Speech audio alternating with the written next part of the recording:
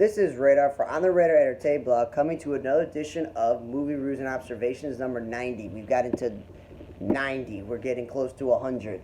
So, the first movie I watched was Occupation Rainfall, and it's this huge, in the midst of a war with like aliens trying to take over the planet and stuff, and you're like, okay, cool. So we got great landscapes of like America and Australia and other countries, and we got aliens that are good and bad, and got all this cool technology. And Ken Jeong plays the stereotypical Asian scientist, and like the lead dude is foreign. Then there's like an Asian woman, and there's like an old guy, and he's got too many different characters, and they're not really fully explaining their roles and what they are.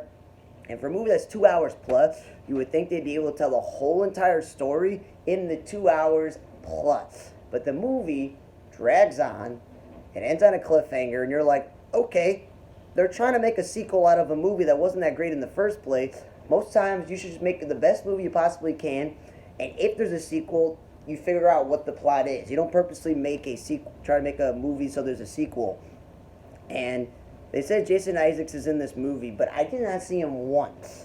Maybe he had a small cameo and they showed him briefly, but I'm just like, no, I really didn't see him. And I'm just like, did they waste all the money on the science fiction and the aliens and the technology and the landscape, and the writing and acting wasn't that great? So, yeah, I would not waste your time watching that.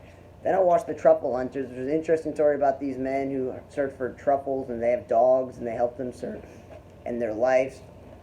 So for an hour and 27 minutes, an okay documentary look into them, and it was just nice having to watch, just quickly. So it was okay. Then I watched Separation, and in this movie, you're like, okay, so the house is haunted, who's haunting it, and then you can figure out, well, in the movie the wife dies, so the wife is now haunting them because she wanted to divorce the guy and take the kid away, and her rich father is all behind this, and you hate Brian Cox for what he wants to do to take the girl away from her father, but then you realize he just cares about his daughter and his granddaughter.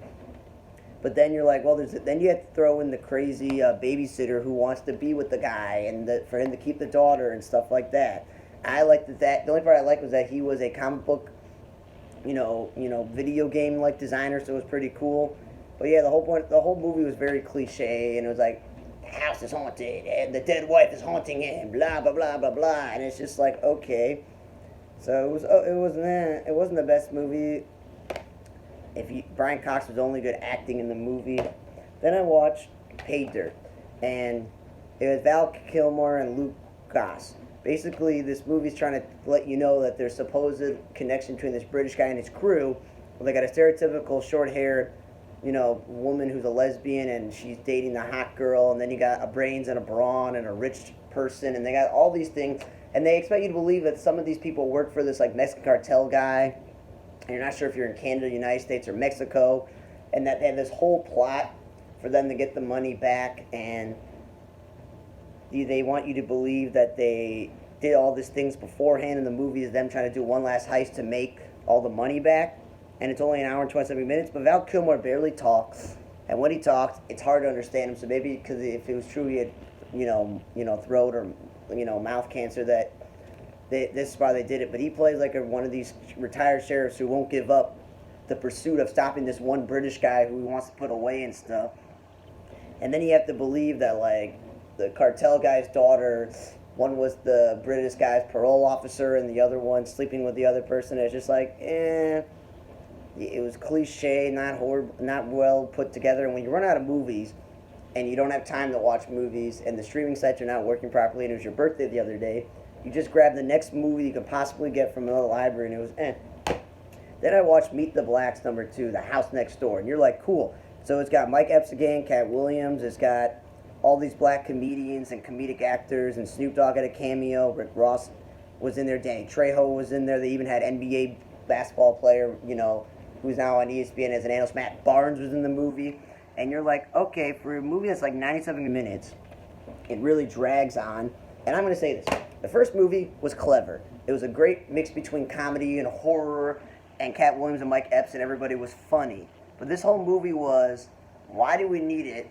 Okay, so he wrote a book about the first movie of what happened in his life, and now he's back in Chicago, and he's a struggling writer, and his wife doing all the work, and he can't control his college daughter and his other kids, and there's some person moves in, and his stupid cousin Cronut thinks it's a vampire, and it's a vampire. Cat Williams is a vampire, and he's got all these people that work for him. The cops are stupid, and the night watch people are stupid on the block. And it was crude humor, dumb humor, just wasteful scenes, and it's just like, I don't get it, Mike Epps. There was no need to make this movie, especially when it drags on and it's not that great to begin with. I don't know why Danny Trejo signed to be up in this crappy project, but yeah, not funny, not super scary, just really dumb with all these cameos. So yeah, The House Next Door, Meet the Blacks 2, Pay Dirt, Separation, and Occupation Rainfall were just 4 movies I watched this week, and they were not that good. By default, the quiet, nice story about these truffle hunters and their dogs and what their lives are, that was probably the best thing that I watched this week based on whatever I watched. I only got to watch 5. So thanks for listening to another edition of Movie Reviews and Observations number 90. For On the Radar Entertainment Blog, I'm Radar. See you guys next time.